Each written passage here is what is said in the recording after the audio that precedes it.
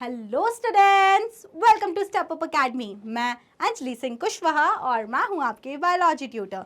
आज हम स्टार्ट करने वाले हैं क्लास 12th का चैप्टर नंबर 11 जिसका नाम है ऑर्गेनिज्म एंड पॉपुलेशन, और उसमें हम पढ़ रहे हैं अबाउट पॉपुलेशन इंटरैक्शंस।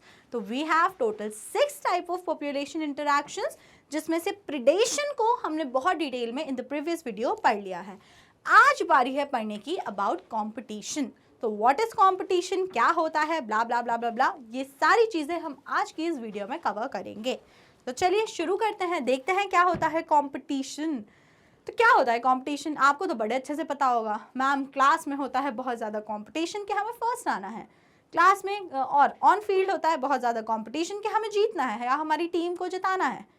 तो कंपटीशन का क्या मतलब होता है, अगर सिंपल हिंदी में डिस्कस करें, बिल्कुल लेम भाषा में, सीधे सीधे कंपटीशन का ये अर्थ है, क्या अर्थ है कि एक स्पीशी दूसरी स्पीशी, एक ग्रुप या दूसरा ग्रुप, दोनों आपस में कॉम्पीट करेंगे, फाइट करेंगे किसी सेम चीज़ के लिए।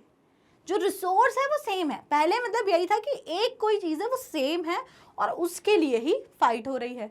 रिसोर्स यहाँ पर सेम है, मतलब फाइट। अगर आप ऑन फील्ड की भी मैं बात करूँ, सपोज फुटबॉल का मैच चल रहा है, तो आप वहाँ किस चीज़ के लिए फाइट कर रहे हो? बॉल के लिए, बॉल, फुटबॉल, कि बॉल आपके कंट्रोल में रहे, आपकी टीम के कंट्रोल में रहे और अल्टीमेटली गोल हो जाए। अल्टीमेट एम तो यही है ना यार आपका। तो resource is the football and two groups are fighting for it. जो जीता वो जीत गया, नहीं तो दूसरा वाला हार गया। यही चीज होती है competition. It is a process in which fitness of one species R value is significantly lower in presence of another species in organic evolution. So what was R? R क्या था? अगर आपको याद आ रहा है तो R was intrinsic rate of natural increase. R was basically, R is equals to, was basically birth per capita minus death per capita. Birth per capita minus death per capita. ये था R. R was in intrinsic rate of natural increase. तो यहाँ पर क्या होता है, in competition one species will have very high R value and another will have very low R value. This is what competition means. चलो ये तो भाई बायो हो गई। नीचे देखो, interspecific competition is a potent force of organic evolution. Interspecific, एक से दूसरी स्पीशी के बीच में जो कॉम्पिटिशन होता है उसको हम बोलते हैं इंटर स्पेसिफिक कॉम्पिटिशन। और अगर आपको इवोल्यूशन देखने को मिल रहा है तो उसका मेन कहीं ना कहीं उसके लिए बहुत ज़्यादा जिम्मेदार चीज़ जो है वो है इंटर स्पेसिफिक कॉम्पिटिशन। स्पीशीज आपस में कॉम्पीट करती हैं, फाइट करती हैं फॉर द सेम रिसोर्सेज। जो ज़्यादा फिट होता है, कैसा फिट होता है, रिप्रोडक्टिवली फिट होता है, वो उस कंपटीशन में जीत जाता है, और जो जीत जाता है उसका नेचुरल सिलेक्शन हो जाता है एंड वो इवोल्यूशन की प्रोसेस में आगे बढ़ता है। यही कंसेप्ट है ना पूरा, डार्विन सबने पढ़ा है। तो एक बार फिर से रिवाइज करते हैं भाई, क्या होता है कंपटीशन। कंपटीशन का सीधा मतलब ये है इंटर स्पेसिफिक कंपटीशन का, कि कोई same resource, suppose this is the resource, एक ट्री बना देती हूँ मैं, क्रिसमस ट्री बना देते हैं लोग,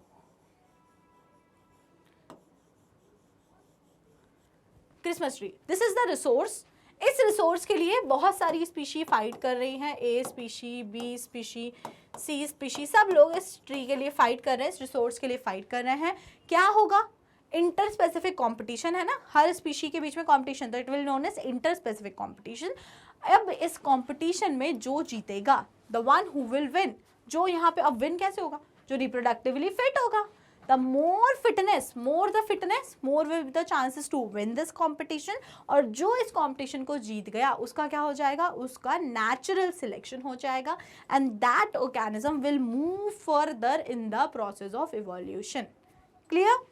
Now competition occur when closely related species compete for the same limited resources। ये आपको समझ में आ गई चीज़ कि resource जो है वो limited है, same है, same, अलग अलग resources के लिए कोई नहीं लड़ेगा। मैं कभी भी जाके किससे नहीं लड़ूंगी, मैं कभी भी जाके शेर से नहीं लड़ूंगी, क्योंकि शेर का खाना गाय है और मेरा खाना, तो मैं वेजिटेरियन हूँ तो मेरे को खाना है फल फ्रूट, ठीक है। तो मैं शेर से जाके फाइट नहीं करूंगी कि नहीं अपनी गाय मुझे तो खाने को, no, I will not fight with the lion. तो हमेशा सेम, जो आपस में जिनकी फूड हैबिट सेम है, ऐसे इंडिविजुअल्स के बीच में कंपटीशन होता है, तो इसलिए वहाँ पे लिखा है क्लोजली रिलेटेड स्पीशी। तो क्लोजली रिलेटेड स्पीशी जैसे कि सारे हर्बीवोर्स मान लो, सारे कार्निवोर्स मान लो आपस में, और वो फाइट भी किस चीज़ के लिए करते हैं? For the same resources, same. तो हर्बीवोर आपस में लड़ेगा, हर्बीवोर कार्निवोर के लड़ने का कोई अर्थ ही नहीं है। किस चीज़ के लिए लड़ने चाहेगा? वो कार्निवोर उठा के हर्बीवोर को खा जाएगा। कोई सेंस निकला? नहीं निकला।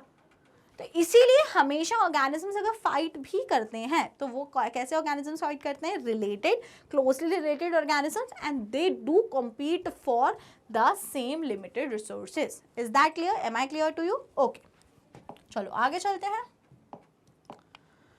Unrelated species can also compete for the resources. अब पहले क्या हुआ भाई? पहले हुआ ये कि कंपटीशन की ना डेफिनेशन ही यही बन गई।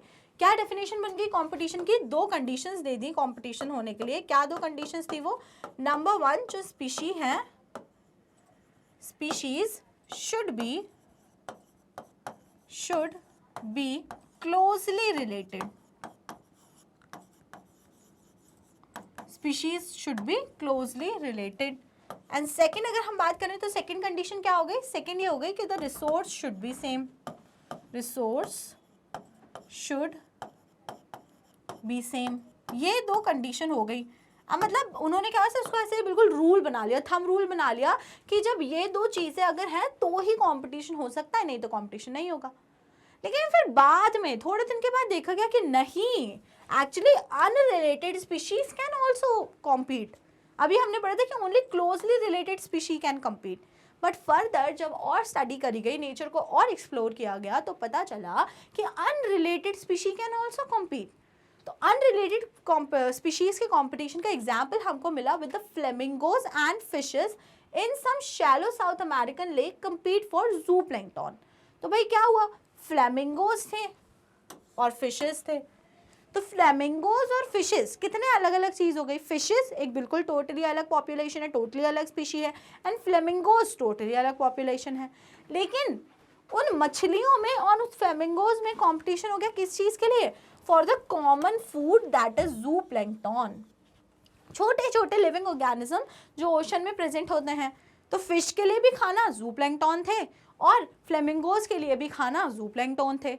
अब फ्लेमिंगोज और फिशेस बिल्कुल भी रिलेटेड नहीं है, फ्लेमिंगोज अलग हैं और भाई फिशेस बिल्कुल टोटली अलग हैं, लेकिन still they are in competition for the food resource. तो तब पता चला कि ऐसा कुछ भी रूल नहीं है क्लोजली रिलेटेड और अनरिलेटेड, ऐसा कुछ भी नहीं है कि हमेशा क्लोज स्पीशीज ही कंपटीशन में होंगी, बहुत अलग अलग स्पीशी भी कंपटीशन में हो सकती हैं, एक्सेप्शंस आर देयर। तो जो पहले बात करी गई उसको इस वाले पॉइंट ने कॉन्ट्राडिक्ट कर दिया था कि अनरिलेटेड स्पीशी भी कंपटीशन में हो सकती हैं। There are some example that do exist in our nature. Clear? समझ आ गई कहानी? चलो तो आगे चलते हैं। और कंपटीशन अगर इन अबंडेंट रिसोर्सेज ऑल्सो। अब पहली चीज तो ये हो गई कि जो दो बातें हमने करी थी, क्या दो बातें करी थी? पहला तो क्लोजली रिलेटेड स्पीशी होंगी कंपटीशन के लिए, और दूसरी बातें कि रिसोर्स लिमिटेड होते हैं, सेम रिसोर्स, उसके लिए फाइट होती है। पहला पॉइंट तो गलत प्रूफ हो गया कि ज़रूरी नहीं है कि क्लोजली रिलेटेड स्पीशी ही हो। अब आते हैं दूसरे पॉइंट पे, उसको भी गलत प्रूफ किया गया कि जो कंपटीशन है वो अबंडेंट फूड रिसोर्सेज की अवेलेबिलिटी में भी हो सकता है। ज़रूरी नहीं कि रिसोर्स लिमिटेड था इसलिए लड़ाई हुई, रिसोर्स बहुत सारा था तब भी लड़ाई हुई। क्यों हुई देखते हैं। In interference competition, the feeding efficiency of one species is reduced due to the presence of other species, even if resources are abundant. Interference competition is a thing. एक चीज होती है जिसका नाम होता है interference competition. अब interference competition क्या होता है? Suppose एक एग्जाम्पल से समझते हैं। This is a group of birds. मुझे ऐसी चिड़िया बनानी आती है। This is a group of birds जो एक स्पेसिफिक एरिया में रहता था, और ये एक ट्री है, ये एक ट्री है, और ये जो रेड वाली बर्ड्स हैं इस ट्री पे आके फीड करती थी इन मॉर्निंग 6 o'clock 6 AM पे यहाँ पे आके फीड करती थी। 6 बजे सुबह आके ये चिड़िया इस ट्री पर आके फीड करके जाती थी। ठीक है, अब क्या हुआ, इस एरिया में, इस बोर्ड के इलाके में कुछ नई अलग वाइट कलर की बर्ड्स यहाँ पे आ गई बाहर से। ठीक है भाई, आ गई, कोई दिक्कत नहीं है। और कोई कमी नहीं थी, ऐसे बहुत सारे पेड़ थे लेकिन बढ़िया से सबका काम हो सकता था, बिल्कुल लड़ाई झगड़े करने की दिक्कत नहीं थी। लेकिन ये वाली जो चिड़िया थी वाइट वाली, इनको भी सुबह जाके 6 बजे ही खाना खाना होता था। ऐसा नहीं था कि ये सुबह 7, 8, 9 बजे चले जाए, नो, उनको भी सुबह, this white colour birds also go and feed at 6 AM। अब भाई रिसोर्स उतने ही हैं, लेकिन अब दोनों का टाइमिंग अगर सेम हो तो प्रॉब्लम तो होगी। तो उससे क्या हुआ, जो रेड वाली बर्ड्स हैं उनकी फीडिंग एफिशिएंसी कम हुई। वो पहले जितने आराम से खाना खा लेती थी, अब वो इतने आराम से खाना नहीं खा पा रही, क्योंकि टाइमिंग दोनों स्पीशी के सेम है। रिसोर्स में कोई कमी नहीं है, अगर एक सुबह 6 बजे और दूसरे सुबह 8 बजे आते तो सबको आराम से खाना मिल जाता, किसी को कोई दिक्कत परेशानी नहीं होती। लेकिन जो सबका टाइम था वो अबंडेंट रिसोर्स होने के कारण भी वो इतना प्रॉपरली मैनेज नहीं हो पाया। इसका एग्जाम्पल समझो हॉस्टल से। जो लोग हॉस्टल में रहते हैं ना उन्हें बड़ा अच्छे से समझ में आएगा, जो घर में रहते हैं उनको भी सुन के समझ आ जाएगा। सुनो, देखो क्या हो रहा है, हॉस्टल है, हॉस्टल में रहते हैं कॉमन वॉशरूम्स। अब कॉमन वॉशरूम है, कॉमन वॉशरूम में सपोज 6 वॉशरूम्स हैं, ठीक है, 6 वॉशरूम्स हैं। अब सुबह 6 वॉशरूम्स हैं और उनको यूज करने वाले total you have almost 30 people, you have almost 30 people. अब ये 30 में से नॉर्मल ऐसा होता था, पहले ऐसा होता था कि 30 में से जो जूनियर्स थे उनको बोलते थे भाई जल्दी उठो, जल्दी उठ के जाओ, पहले वॉशरूम यूज करो और फिर आओ। और जो सीनियर्स थे वो थोड़ा, और सपोज 8 बजे से क्लास है, 8 AM से क्लास है, 8 बजे से क्लास है, तो और अगर 6 वॉशरूम है तो भाई जो जूनियर्स होते थे 30, उसमें से बोला जाता था कि भाई जो जूनियर्स है वो सुबह 6 बजे उठ के वॉशरूम यूज़ करके आओ, फिर जो उनसे थोड़े से सीनियर है वो 7 बजे उठो, और जो और सबसे सीनियर है वो 7:30 बजे उठो। सबका टाइम अलग अलग कर दिया, तो 6 वॉशरूम में 30 लोगों का काम आराम से हो जा रहा था। अब एक दिन क्या हुआ, किसी ने किसी की नहीं सुनी, सबके सब 7:30 बजे उठे, सबके सब 7:30 बजे सो के उठे, और 7:30 बजे 30 लोग अचानक से इन 6 वॉशरूम को यूज़ करने पहुंच गए। तो अब दिक्कत आएगी ना, अब उस दिन लगने लगेगा अरे यार वॉशरूम ही कम है। लेकिन washroom was not less, rather एक दूसरी स्पीशी की प्रेजेंस ने पहले वाले के लिए दिक्कतें क्रिएट कर दी। तो this is a example of interference competition. Interference, दूसरी स्पीशी का प्रेजेंस होना पहले वाले की फीडिंग हैबिट्स में इंटरफेयर कर देगा। तो यहाँ पे आपको क्या देखने को मिला कि भाई ठीक है, भले ही रिसोर्सेज जो थे वो अबंडेंस थे, बहुत सारे थे, लेकिन तब भी यहाँ पे कंपटीशन आया, तब भी यहाँ पे कंपटीशन देखने को मिला। तो interference competition, the feeding efficiency of one species is reduced due to the presence of other species even if resource are abundant, even the resource are abundant. Clear, समझ आ गई आपको कहानी? तो एविडेंसेस ऑफ कंपटीशन दिखाने से पहले एक चीज जो आपको यहाँ पे पूरा क्या, इससे पूरा निचोड़ क्या निकालना है, सार क्या निकालना है इस बात का। पहली चीज तो ये, कंपटीशन हो सकता है रिलेटेड और अनरिलेटेड स्पीशी, दोनों के बीच में कंपटीशन हो सकता है, रिलेटेड और अनरिलेटेड स्पीशी। ऐसा कोई भी रूल नहीं बनाना है कि सिर्फ और सिर्फ रिलेटेड स्पीशी के बीच में ही होता है, रिलेटेड और अनरिलेटेड दोनों के बीच में कंपटीशन हो सकता है। सेकेंड चीज, रिसोर्सेज जो है, रिसोर्सेज वो अगर लिमिटेड हैं तो भी कंपटीशन देखने को मिलेगा, और इफ अनलिमिटेड है तो भी हमें कंपटीशन देखने को मिल सकता है, as we have seen in interference competition. तो कंपटीशन के लिए हमें कोई बाउंड्रीज या रूल सेट नहीं करने हैं कि रिलेटेड स्पीशीज में होता है and for limited food resources, ऐसा नहीं है। अनरिलेटेड स्पीशीज में भी कंपटीशन देखने को मिल सकता है and for abundance food resources. Clear, everything okay? So now let's move forward and see some evidence of competition जो हमारे नेचर में होते हैं। Okay?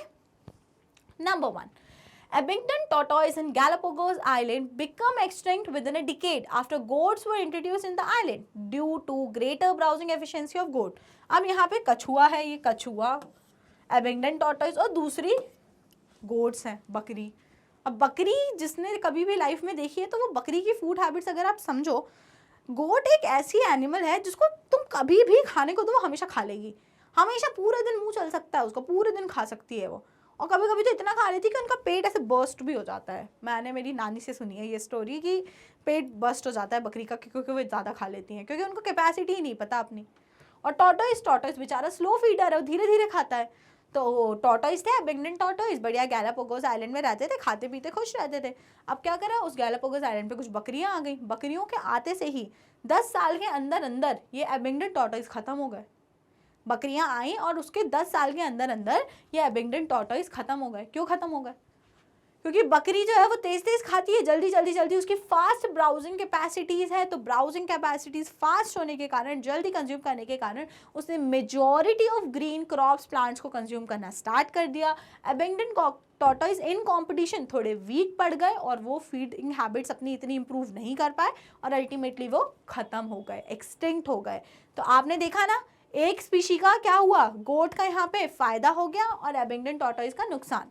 So this is a type of कैसा interaction where one species is benefited and another is harmed. तो पहला example आपको clear हो गया। दूसरा हम बात करते हैं competitive release. Now what do you understand by competitive release? It is the expansion of distributional range of species where the competing species is removed. Competing release का, competitive release का क्या मतलब होता है? देखो, आप किसी बंधन में बंधे हुए थे, बंधन में बंधे हुए थे कि एग्जाम्स आने वाले थे, अभी कल परसों से आपके एग्ज़ाम्स थे, तो आपका बंधन था कि एग्ज़ाम्स आने वाले हैं। फ्रेंड का कॉल आया, स्कूल फ्रेंड का कॉल आया, एक तो स्कूल में ही हो, सॉरी, आपके किसी बहुत पुराने फ्रेंड का कॉल आया, चल भाई घूमने चलते हैं, वो दूसरी सिटी में चला गया था, उसका कॉल आया, भाई मैं आया हूँ घर छुट्टियों में, चल कहीं घूमने चलते हैं। अब आपका बंधन क्या था? आपका बंधन ये था, भाई मेरे एग्ज़ाम्स आने वाले हैं, मैं नहीं जा पाऊँगा, सॉरी। तो because you were into some competition, you were into some boundations, that is why आप घर पे रह गए, ठीक है, ओके। अब दूसरा सिनेरियो, आपके एग्ज़ाम खत्म हो गए, परसों से स्टार्ट हुए थे, खत्म हो गए, एक हफ्ते में खत्म हो गए। फिर फ़ोन आया, भाई एग्ज़ाम्स खत्म हो गए तेरे, मैं अभी भी घर पे हूँ, मिले क्या? अरे हाँ भाई बता कहाँ मिलना है, चल मैं अब भी आ रहा हूँ, अब भी एग्ज़ाम तो खत्म हो गए। आपने उठाई अपनी गाड़ी और आप निकल गए मिलने अपने फ्रेंड से।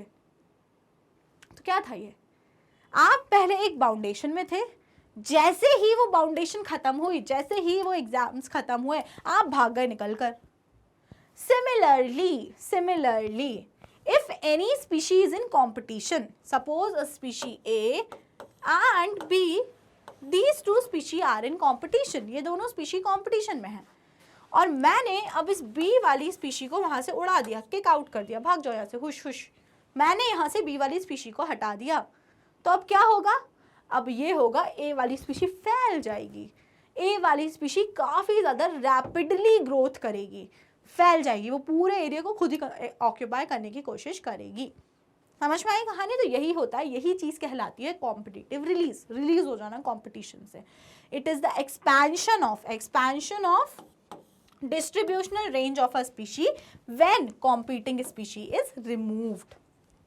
जब हमने कॉम्पीटिंग स्पीशी जो थी, बी जो थी, उसको हमने हटा दिया, तो जो ए स्पीशी है it will expand widely. This phenomena is known as competitive release and it is also example of competition. This is also example of competition. तो एग्जाम में क्वेश्चन आएगा व्हाट इज कॉम्पिटिटिव रिलीज, तो आपको ये लिख के आना है, ओके। नाउ एक एक्सपेरिमेंट था which is known as Connell's field experiment. It is known as Connell's field experiment. तो कर्नल्स फील्ड एक्सपेरिमेंट क्या था? On the rocky sea coast of Scotland there are two barnacle species, Balanus larger and competitively superior and Cathalymus smaller. Balanus dominates intertidal area and exclude Clematis. अब भाई competition ये था कि दो type के क्या थे? barnacle species थे। barnacle species जो थे उसमें एक तो था Balanus जो काफ़ी strong था, Balanus player number 1, the strong one, and second was Cathamalus which was weak and small. तो अब भाई ऑब्वियस ही बात है, अगर दोनों कंपटीशन में है किसी लिमिटेड एरिया में, तो जो स्ट्रॉन्ग वन है बैलेनस है वो जीतता जाता था, एंड कैथलमस वाज द लूजर वन जो बार बार बेचारा हार रहा था। When Connell experimentally removed Balanus, अब उसने क्या करा भाई, जो कर्नल थे जिनका एक्सपेरिमेंट था, जिनके नाम से रखा गया है, उन्होंने स्ट्रॉन्ग वाले को कंपटीशन से उड़ा दिया, हटा दिया। तो अब क्या हुआ? उस पूरे एरिया में जो ये कैथैलमस था, जो पहले ग्रो नहीं कर पा रहा था इंटरटाइडल जोन और इन द स्पेसिफिक एरिया, वो स्ट्रॉन्ग कॉम्पिटिटर के हटाते ही वो बहुत अच्छे तरीके से ग्रो कर गया। क्लास में आप फर्स्ट इसलिए नहीं आ पा रहे क्योंकि जो पिंकी है वो बार बार फर्स्ट आ जाती है। पिंकी ने स्कूल ही छोड़ दिया, पिंकी स्कूल छोड़ के ही चली गई, अब आप हमेशा फर्स्ट आओगे। आप हमेशा सेकंड आ रहे थे ना, पिंकी आपको फर्स्ट नहीं आने दे रही थी, अब पिंकी स्कूल छोड़ के चली गई, वो किसी और स्कूल में चली गई, तो अब आप फर्स्ट आ जाओगे, बस वही चीज़ है। So this was colonel's field experiment explaining competitive release. ये एक्सपेरिमेंट हमें क्या एक्सप्लेन करता है? ये एक्सपेरिमेंट हमें एक्सप्लेन करता है कॉम्पिटिटिव रिलीज। क्लियर? ओके, कोई डाउट? डाउट तो पूछ लिया करो ना, पूछते ही नहीं हो डाउट, पूछोगे तो हम बताएंगे। If everything this clear, so now let's move to another concept which is Gauss competitive exclusion principle. So now what does Gauss state? Gauss ने एक प्रिंसिपल दिया जिसे हम बोलते हैं कॉम्पिटिटिव एक्सक्लूजन प्रिंसिपल। क्या कहलाता है competitive exclusion principle? It states that two closely related species competing for the same resource cannot coexist indefinitely and the competitively inferior one will be eliminated eventually. उन्होंने ये बोला कि अगर कोई बहुत ज़्यादा क्लोजली रिलेटेड स्पीशी है, जैसे फॉर एग्जांपल मैंने बर्ड्स का एग्जांपल लिया था, बर्ड्स, ये भी बर्ड्स, तो भाई बर्ड्स हैं तो बर्ड्स तो क्लोजली रिलेटेड हो गई, बर्ड्स। अगर ये क्लोजली रिलेटेड स्पीशी हैं और ये फाइट कर रहे हैं फॉर द सेम रिसोर्स, सिर्फ एक ही पेड़ रह गया है, ये सिर्फ एक ही पेड़ रह गया है और ये दोनों तरह की बर्ड्स जो हैं वो इस पेड़ के लिए फाइट कर रही हैं, तो आपको पहली चीज़ तो क्या समझ में आई? पहली condition is the species are closely related, number 1। And second चीज़ जो आपको समझ में आई वो समझ में आया, that was the same resource. Resource कैसा था? सेम। तो गॉस के एक्सक्लूजन प्रिंसिपल किस चीज़ पे बेस्ड है? पहली चीज़ closely related species and number 2 the resource is same. तो उन्होंने ये बोला if the resource is same and the species are closely related, आप बोलोगे मैम हमें पहले से पता है क्या होगा? होगा ये जो भी इन दोनों में से सुपीरियर है, जो भी ज़्यादा स्ट्रॉन्ग है, सपोज मैं रेड वाले को बोल दे रही हूँ ये ज़्यादा सुपीरियर है, तो the superior species will occupy the will consume the resource and the weak one और द इंफीरियर वन ये जो है ये एलिमिनेट हो जाएंगी, धीरे धीरे करके एक्सटिंक्ट हो जाएंगी। This was explained bye Gauss competitive exclusion, competition के थ्रू एक्सक्लूड कर दिया, भगा दिया प्रिंसिपल। तो किस चीज़ पे बेस्ड है? Number 1 species are closely related and number 2 जो यहाँ पे आपने क्या देखा, number 2 was the resource was same. तो होगा ये जो उसमें से स्ट्रॉन्ग होगा, जो सुपीरियर स्पीशी होगी वो कॉम्पिटिशन में विन करेगी, जीत जाएगी, एंड द इन्फीरियर वाली जो स्पीशी है वो इवेंचुअली वहाँ से एलिमिनेट हो जाएगी, खत्म हो जाएगी धीरे धीरे करके। Clear? Okay, good. This may be true in limited resources but not otherwise. तो गॉस का एक्सक्लूजन प्रिंसिपल कब ट्रू है भाई? अगर रिसोर्सेज लिमिटेड हैं, सेम रिसोर्सेज हैं, लिमिटेड रिसोर्सेज हैं। स्पीशीज फेसिंग कॉम्पिटिशन में इवॉल्व मैकेनिज्म फॉर को एग्जिस्टेंस। अब लड़ाई झगड़े दंगे के बारे में पढ़ लिया, लेकिन क्या लड़ाई झगड़े का रिजल्ट अच्छा होता है? नहीं होता लड़ाई झगड़े का रिजल्ट अच्छा, है ना? तो भाई क्या होगा? सीधा साधा ये होगा उसका मतलब कि species facing competition evolve mechanism for को एग्जिस्टेंस। अच्छा एक मिनट, मैंने जब आपको गैलापागोस आइलैंड वाला एग्जाम्पल बताया तो मैंने शायद उसमें आपको ये बताया कि दोनों स्पीशी का फायदा हो रहा है, ये वाला दोनों, एक का फायदा एक का नुकसान हो रहा है। But in competition you have to remember that none of the species getting benefit, both the species facing harm, because एक तो चलो एक्सटिंक्ट हो गई, उसको तो नुकसान हुआ ही हुआ, but you have to learn here कि द रिसोर्सेज आर डिक्रीजिंग, तो गोड्स को भी कोई खास एडवांटेज नहीं होगा। ठीक है, मैंने ये करेक्ट कर लिया है खुद को, तो जिसने शुरू से एंड तक नहीं देखी उसके लिए थोड़ी दिक्कत है। चलो तो हम कहाँ थे? हाँ, तो हमने ये देखा कि भाई ठीक है, हमने कॉम्पिटिटिव रिलीज देख लिया कि नहीं होगा तो वो स्पीशीज़ का एक्सपेंशन होता है। फिर हमने गॉस का कॉम्पिटिटिव एक्सक्लूजन प्रिंसिपल देखा जो ये बोलता है कि ठीक है अगर रिसोर्स लिमिटेड है, स्पीशीज़ क्लोजली रिलेटेड हैं, तो कॉम्पिटिशन में इन्फीरियर वाली ख़त्म हो जाएगी। अब भाई कोई स्पीशी को ख़त्म करना इज़ नॉट गुड, तो स्पीशीज़ अमंग देमसेल्व्स उन्हें आपस में ही एक ट्रीटी डेवलप करी कि लेट्स को एग्जिस्ट भाई, साथ में मिल बांट के कुछ सोल्यूशन निकालते हैं, ऐसे मरने मारने से, रादर देन एक्सक्लूजन, मतलब कि एक स्पीशी दूसरे को हटा दे रही है, उससे बेटर ये है कि कुछ ऐसा डेवलप करते हैं कि दो स्पीशीज मिलकर एक साथ को एग्जिस्टेंस में रह पाए। तो for coexistence the technique developed is the resource partitioning. सीधी सी बात यह है, घर में केक आया था, आपका भाई और आप लड़ मिड़ के मर मुरा ना जाएं, तो सीधी सी बात है, मम्मी ने पहले ही पार्टीशन कर दिया, इतना तुम खाओ इतना तुम खाओ, ताकि लड़ाई हो ही ना। अगर डिवीजन नहीं होता तो फिर वहाँ पे तो ये होता, जो स्ट्रांग है, जो बड़ा है, वो छोटे को पीट वीट के पूरा केक खा जाता, छोटा वाला एलिमिनेट हो जाता और आप जीत जाते। This was competitive exclusion, competition ने आपने उसको एक्सक्लूड कर दिया। लेकिन मम्मी आई, मम्मी ने करी रिसोर्स पार्टीशनिंग, उन्होंने बोला कोई किसी को एक्सक्लूड नहीं करेगा, हम उसके बजाय कोएग्जिस्टेंस से रहेंगे और हम कर लेंगे रिसोर्स पार्टीशनिंग, क्योंकि लड़ाई तो रिसोर्स की ही है ना, जो पूरा दंगा है वो किसका है, वो रिसोर्स का है, तो इसलिए हम रिसोर्स को ही पार्टीशन कर लेंगे, डिवाइड कर लेंगे. So now what do you understand by resource partitioning? It is the division of limited resources by species to avoid competition. सीधे से बात है, जो नाम है वही उसका मतलब होता है, हम लिमिटेड रिसोर्सेज को डिविजन कर लेंगे to avoid competition. Resource partitioning का मेन जो मुद्दा है, मेन जो एम है वो क्या है, टू अवॉइड कंपटीशन. फालतू का कंपटीशन नेचर में आए ही ना, इसीलिए हम लोग करते हैं resource partitioning. For this, they choose different feeding times और different foraging patterns. अब भाई इसके लिए क्या करें, जैसे birds हैं, birds कैसे coexist करेंगे, group of birds decide कर लेगा कि I will feed at 6, time सुबह feed कर रहे हैं, तो some other group will decide कि okay we will feed in the evening.